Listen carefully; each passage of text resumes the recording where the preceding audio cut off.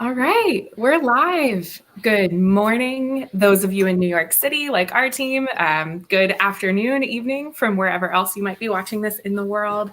Thank you so much for tuning into the She's the First community kickoff. My name is Katie Riley. I'm the Director of Strategic Partnerships here at She's the First, and I am joined by my fabulous colleagues. If you all will say hello. Hey everyone, I'm Kristen Brandt. I'm the co-founder and chief programs officer here at She's the First. Hi, I'm Tammy. I'm the CEO and co-founder.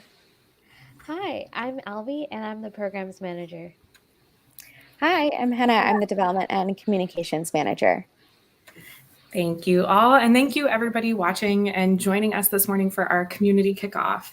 Building an online community is something we have dreamed about for a really long time, and we're so excited to be bringing it to you now in a moment where it's more important than ever for us to stay connected. And it's also more important than ever for us to be putting girls first. We're going to get into that a little bit more in a minute, but we know that girls are the most at risk during times of crisis, and we're really grateful that you're joining us and continuing to support She's the First through these times. So to tell you why we're here, if you see below, you can go to she'sthefirst.org/community. When you visit this platform, you're going to find upcoming events, polls, discussions, conversations with the She's the First team and with supporters around the world. There are also a bunch of different subgroups you can join based on your interests. So we've put a lot of work into it. We have a lot of surprises up our sleeves and ways for you to connect with the She's the First mission in the coming days and weeks. But we know that the real magic of this community is going to be what you bring to it. So we encourage you to log in, make connections, start conversations, share in your advocacy for girls around the world, and don't be shy. So to tell you a little bit more about what to expect, I'm going to hand it over to my colleagues. Henna, I know you are doing a lot of cool things for the campus community. Who is this group for, and what can they expect to find when they get there? Yeah, thanks, Katie. I'm super excited too to have this virtual space for all of us to connect. So the campus community has been made up of students, middle school, junior high school, college, over the last decade. And now we have this really amazing place for us to connect with one another, to lead virtual webinars and organizing events, giving leaders and students a chance to host their own, have virtual hangouts, and we're even going to have a fun challenge coming up. So if you are a student and just want to get involved with She's the First and take action, whether you're at home or at school, it's a really great opportunity to do that. And the other groups I'm really excited about are for our signature campaigns. So Bake a Change, Swap for STF, and more to come. So if you've ever wanted to host one of those, attend one, or just learn more about what they are, it's the perfect space to go to. So we'll have campaign ideas, we'll have special guests. So for example, mini workout Wednesdays, and maybe I'll even be inspired to run my first ever 5K. So don't hold me to that, but I'm really excited to see what we do there. So definitely check out those groups if you're looking for workout inspo, a baking distraction, or a workout to help you offset all of the baking. So Alvi, I know that a lot of folks have been really excited on how they can get involved past just the regular She's the First group and take the extra step to be involved. So what's next for them? Glad you asked, Hannah. I'm so excited to tell all of you about our subgroups. We know you're interested in living your online power to further girls' rights. We've created 2 subgroups to help you do so. First, we've got our Stand Up for Girls group. If you identify as a girl activist or a girl ally, this is the group for you. We've got you covered with toolkits, resources, discussions, and events. In fact, you can start taking action right now when you join the subgroup by ratifying the Girls' Bill of Rights, a declaration of rights all girls everywhere are entitled to, written by and for girls. We're hosting our event on April 8th on how you can advocate for the Girls' Bill of Rights in a virtual world. Now, if you're an NGO leader, you can join our Girls First Network subgroup. It's an online knowledge sharing community around girls' rights and best practices in working with girls. Later this spring, we're hosting a Global Girls' Bill of Rights panel and workshop. We're inviting NGO leaders to learn about the next phase of the Girls' Bill of Rights initiative and receive an education directly from the best experts on girls' experiences, which are girls themselves. So, Tammy, I know there are some other really cool events happening in this space. What are you most excited about?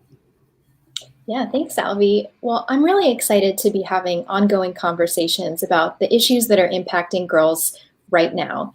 And I'll turn your attention to the event page of our community. You can access it right through the main group. And to start off, we've got a couple of book clubs in April, which are hosted by Kristen and myself. Kristen's book club is coming up first on April 9th, and she is reading The Island of Sea Women. And what's really cool is that the author herself, Lisa C., is going to be joining that discussion. So please RSVP for that. And my book club is The Moment of Lift by Melinda Gates. And I promise there'll be a special guest there too. It'll be a surprise. So RSVP, and if you're watching this on Facebook now, leave a comment and let us know if you plan to be there and if you've read these books yet. Additionally, starting next week, you're going to see what we call the Front Row Fridays series of discussions. And these will be hosted by Kristen and myself, and we're going to introduce you to the best experts that we know on girls' rights. Today, you're going to get a sneak preview of what a conversation like that will be as I turn it over to Kristen, and she does an interview with one of our partner leaders. Thanks, Tammy. So one of the reasons that we are so excited to be launching this community now is because we know that in times of crisis, girls' issues are often pushed to the back burner. And we also know from previous regional epidemics what happens to girls when that happens. So we know from those experiences that often rates of teenage pregnancy go up. We know that child marriage increases, and we know that violence against girls, whether domestic abuse or sexual exploitation, that increases as well. But we also know that girls can be our biggest assets in times like these.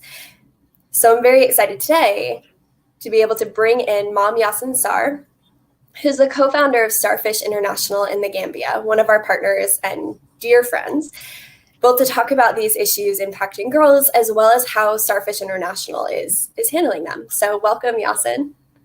Thank you, Kristen. How are you?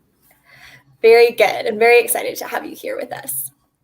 So first, I would love for you just to tell us a little bit about what is it that you're most worried about right now when it comes to girls and COVID-19?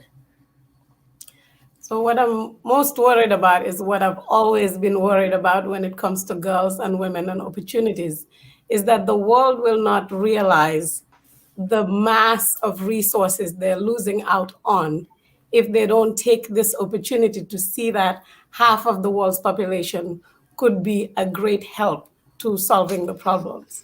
So when you think about it, in times of crisis, you want to marshal all your resources.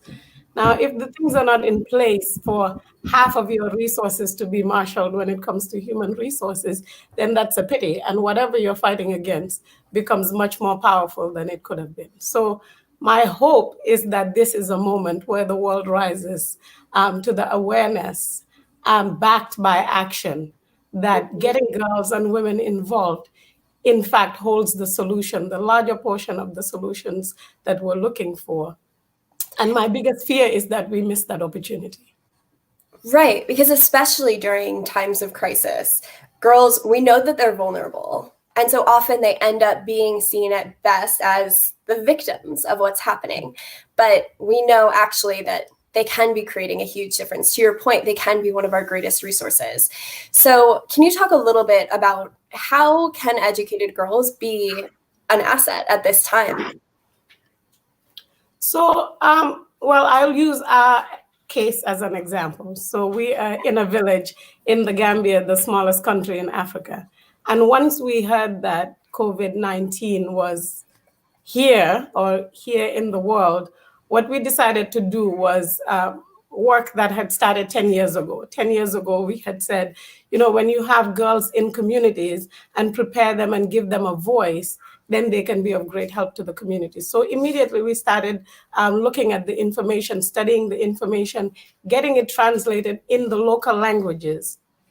And we know that the girls would be the most exposed because they're the ones actually leaving the homes to go to the market, to go grocery shopping, to come and cook. So talking about that fear and that opportunity, it could be a good thing if the people that are leaving the home are actually equipped with the information, health information, protection, prevention, all of that. And it could be really dangerous if the people that will be the most exposed can actually bring things back into the family because they don't have the right information. So the education of girls actually protects everybody. Case in point, COVID-19, where the girl leaves the house to go get water or to go get into public transportation, to go to the market or to go to the grocery store. How do they protect themselves so that they can protect the family? Girls' education becomes critical for that. Right. Well, and they also then act almost as a transmitter, right? Because if those girls have that information, if they have the health knowledge, they're not only using that for themselves when they are out in the community, but then when they come home, they're the ones who are transmitting that information and making sure that everyone is informed and knows what's happening. That's exactly right. Before it hit the Gambia, the girls had already gotten enough information to set up hand washing stations in their homes and in their neighborhoods. And when they first went out, we have reports of people making fun of them and saying, oh, COVID-19 is not here yet. It's in China. Why are you being paranoid and setting up hand washing stations?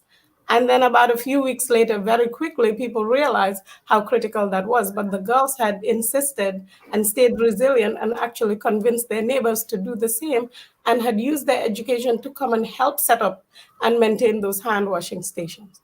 So quickly, it was realized how they could literally save lives because of the information that they had. Which reminds me a lot about your response during the Ebola crisis a few years ago, actually, because I remember as Ebola was taking off throughout West Africa, it was Starfish Girls actually who had mobile educational centers that they were going throughout the country, educating people, making sure that they were ahead of this health crisis. Right. It taught us a lot. So 10 years ago when we started, it was actually inspired by the Haiti earthquake. If you remember, it was so bad and that people could not get into help. And at that time, you and I had this conversation where I said, what if we had girls in Haiti who were already ready? And so professionals could call them and tell them what to do, and they could save lives before professionals could come into Haiti. Years later, it was Ebola, and we thought, okay, let's go from village to village and sensitize. And when we get to a village, we'll train a core group of youth there, and then accompany them for a few days and then leave them there to continue the work. And then from that, what we learned was, what if we can go back into those villages? So what we did was set up chapters in the villages and train those chapters when there was safety. So that when this broke out, our chapters were simply activated, given the information. And now that we can't move because of social distancing, the chapters are there and we can use media and online resources to actually give them the information and mentor them through their work. And that's important too, because I think when people think about the solution to a global epidemic, they don't immediately think about girls' organizations.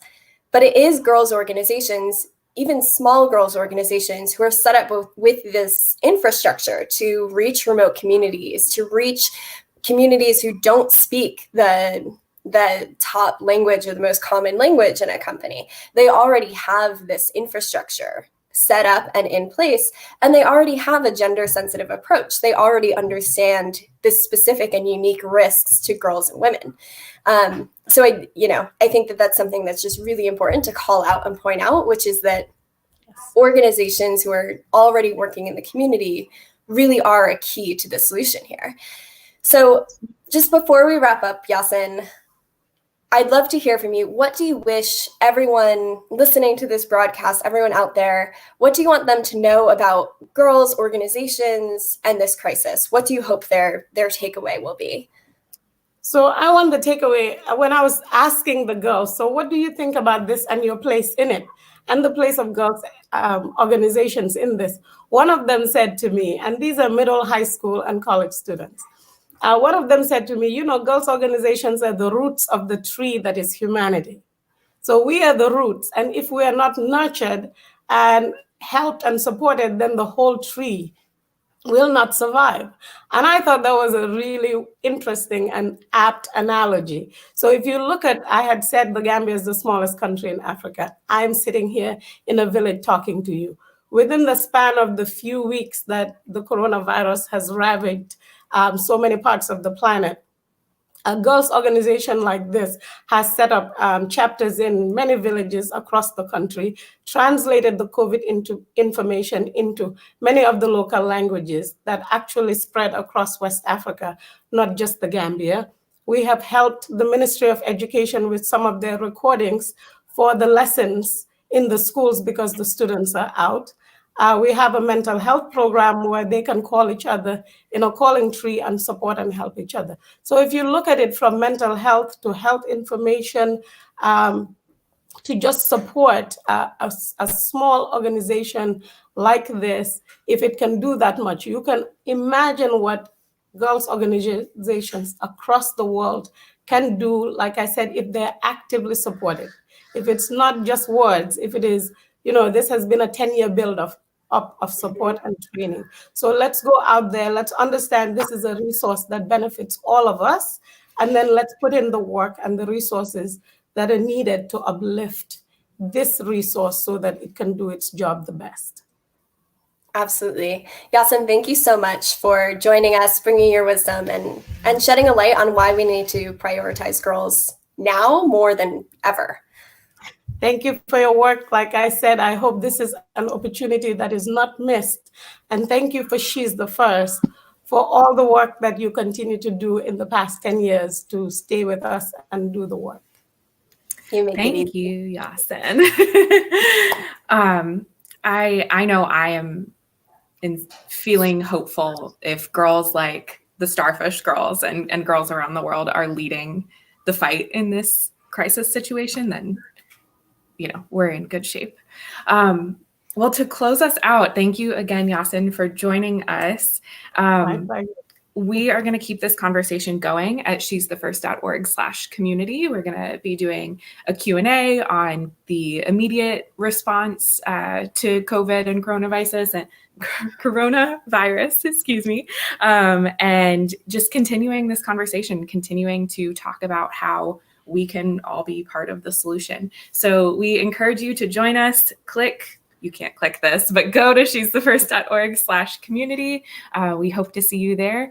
Really, this is just the beginning, and we're so excited for what's to come. So thank you, and see you soon. Bye. Bye.